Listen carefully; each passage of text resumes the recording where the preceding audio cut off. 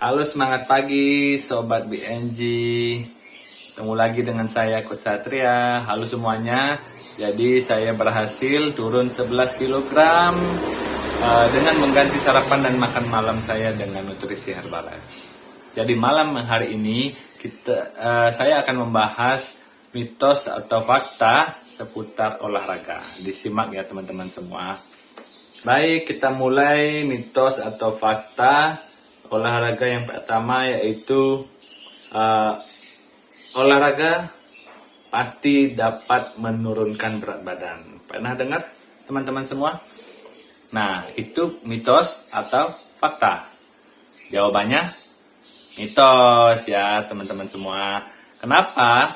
Jadi faktanya itu olahraga itu ternyata memiliki manfaat untuk membantu memperbaiki komposisi tubuh, meningkatkan massa otot, dan dapat juga menurunkan berat badan, tapi tidak pasti dapat menurunkan berat badan. Itu dia dapat diatur dengan pola makannya juga. Yang keempat yaitu membantu menjaga tekanan darah kita tetap normal dan menjaga kesehatan jantung. Masih banyak manfaat-manfaat lainnya lagi. Oke, kita lanjut yang kedua. Yang kedua yaitu mitos atau fakta olahraga dapat meningkatkan daya tahan tubuh. Ayo dipikir teman-teman semua. Oke, jawabannya adalah fakta. Ya, betul fakta. Jadi olahraga itu dapat meningkatkan daya tahan tubuh, tetapi dapat juga menurunkan daya tahan tubuh. Mengapa? Jadi kondisi itu dapat terjadi jika teman-teman itu olahraganya itu berlebihan atau high intensity ya, intensitasnya terlalu tinggi. Yang kedua bisa jadi juga karena kurang istirahat, dan yang ketiga nutrisi untuk pemulihan olahraganya itu kurang optimal. Nah, jadi kita itu butuh yang namanya nutrisi untuk daya tahan tubuh. Kita butuh yang namanya itu protein, vitamin mineral, kurkumin, dan epicor. Nah, beruntungnya sekali nih dalam produk-produk yang ada di Herbalife itu sudah disediakan semuanya. Yang namanya protein kita gunakan shake sama PPP.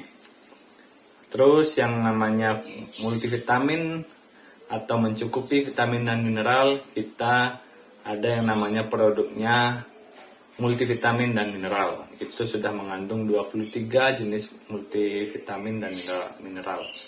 Yang ketiga yaitu kurkumin. Kurkumin kita punya ekstrak kunyit yang dibentuk dalam partikel nano yang namanya immunoturmeric. Terus yang keempat, produk baru nih yang namanya Imulif. Ya, ada epicornya, jadi dapat menjaga daya tahan tubuh kita jauh lebih baik. Oke. Next, kita lanjut yang ketiga yaitu mitos atau fakta. Apakah olahraga itu harus berkeringat? Teman-teman pasti banyak lihat nih di luaran sana, mungkin teman-teman bisa lihat banyak yang orang olahraga itu pakai jaket supaya berkeringat gitu. Nah, jadi jawabannya adalah mitos. Nah, kenapa? Jadi olahraga itu proses berkeringat itu adalah proses tubuh ya, proses dari tubuh itu untuk pendinginan tubuh supaya suhu tubuh kita tetap normal, gitu teman-teman. Jadi malah jika kita memaksakan untuk mengeluarkan keringat yang banyak dari dalam tubuh kita, itu cukup berbahaya. Mengapa? Karena kita bisa jadi nanti tubuh kita itu akan dehidrasi.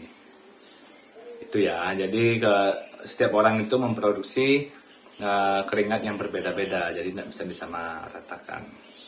Teman-teman bisa lihat di sini, nanti saya tampilkan tabel untuk kita menjaga hidrasi selama berolahraga. Oke. Lanjut yang keempat, mitos atau fakta olahraga dengan perut kosong membakar lemak lebih banyak. Ayo, siapa yang sering dengar kata-kata seperti ini? Jawabannya adalah mitos. Iya, betul sekali. Oke, kenapa mitos? Nah, di faktanya olahraga dengan perut kosong itu menyebabkan olahraga kita kurang optimal, kurang berenergi. Kenapa begitu? Karena olahraga saat perut kosong itu dapat menyebabkan tubuh kita itu cepat lelah, sehingga olahraga kita kurang optimal gitu ya, performanya kita. Nah, yang kedua yaitu jika teman-teman ingin menggunakan lemak sebagai sumber energi, jadi olahraganya itu dengan intensitas yang rendah, sehingga teman-teman harus menambahkan durasi dari olahraga tersebut, jadi lebih panjang, mungkin lebih dari 30 menit. Nah, fakta yang ketiga, jika teman-teman ingin menggunakan lemak sebagai sumber energi untuk berolahraga dengan durasi yang lebih pendek, tentunya teman-teman harus memilih olahraga yang high intensity atau hit ya, atau bisa disebut dengan Tabata. Nah, kita juga butuh yang namanya nutrisi sebelum, selama, dan sesudah olahraga. Oke, kita mulai dari yang sebelum olahraga. Jadi sebelum olahraga itu kita butuh yang namanya karbohidrat dan protein. Karbo itu sebagai sumber energi, protein sebagai untuk membantu mengurangi kerusakan sel-sel tubuh di sel-sel otot kita ya, sebelum berolahraga, dan air untuk menjaga tubuh kita tetap terhidrasi. Nah, tentu saja ini saya tampilkan produk-produk Herbalife yang digunakan untuk sebelum olahraga. Kita punya CPPP, punya TNRG, dan juga Networks. Oke, teman-teman sudah pada minum semuanya? Oke, keren ya kalau sudah. Saya sudah dong. Oke, jadi sesudah olahraga kita selama olahraga kita butuh tehnya. Jadi sesudah olahraga kita bisa recovery-nya menggunakan CPPP tadi dan juga teh antioksidannya. Mitos atau fakta yang kelima yaitu makan setelah berolahraga, maka olahraga tersebut akan menjadi sia-sia. Mitos atau fakta? Ya, jawabannya mitos. Siapa nih teman-teman di sini yang ngerasa habis olahraga takut makan karena takut ngerasa bersalah, udah olahraga sia-sia dong kalau kita makan? Nah, itu pemahaman yang kurang tepat ya, jadi mitos.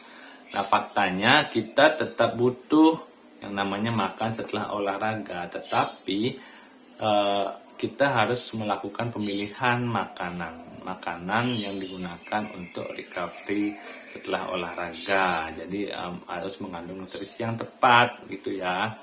Nah, seperti yang sudah saya sampaikan tadi, setelah olahraga kita butuh karbohidrat, juga butuh protein, butuh air, dan vitamin mineral. Jadi dalam produk Herbalife setelah olahraga itu kita butuh yang namanya CPPP, ada teh pomegranate antioksidan bagus banget juga, terus multivitamin dan mineral, dan juga imunoturmeric ya untuk jaga daya tahan tubuh juga. Nah, kabar baiknya di bulan Agustus ini kita akan kedatangan yang namanya produk Herbalife 24 RS Pro. Wow, itu keren banget itu untuk teman-teman yang bergerak aktif, suka olahraga, keren. Pokoknya teman-teman harus coba produk yang namanya Herbalife 24. Jadi dia mengandung protein yang lebih tinggi, ada 20 gram dan ada BCAA-nya. Teman-teman nanti bisa cek untuk trainingnya mengenai produk ini, bisa cek di myherbalife.com ya. Oke, kita lanjut saja ke mitos atau fakta yang keenam. Orang yang lanjut usia tidak boleh berolahraga. Mitos atau fakta? Ayo. Jawabannya mitos. Iya, tidak boleh. Justru pada saat orang lanjut usia, beliau itu sangat membutuhkan yang namanya olahraga. Kenapa?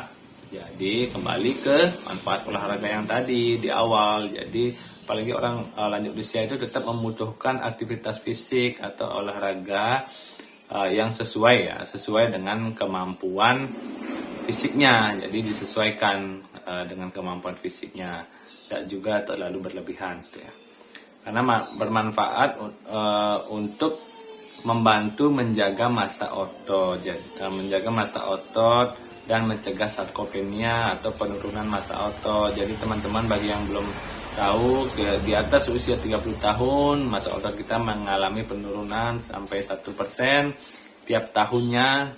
Maka dari itu kita wajib untuk menjaga massa otot kita sampai nanti di usia lanjut, dan juga mengurangi penurunan risiko terkena penyakit degeneratif, yaitu seperti demensia atau pikun, tulang keropos, osteoporosis, dan penyakit jantung dan penyakit degeneratif lainnya.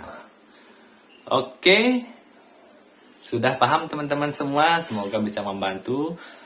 Semoga video ini bisa bermanfaat untuk Sobat BNG. Semangat untuk terus memperbaiki diri, evaluasi diri, menuju body goalsnya, menuju hidup sehatnya.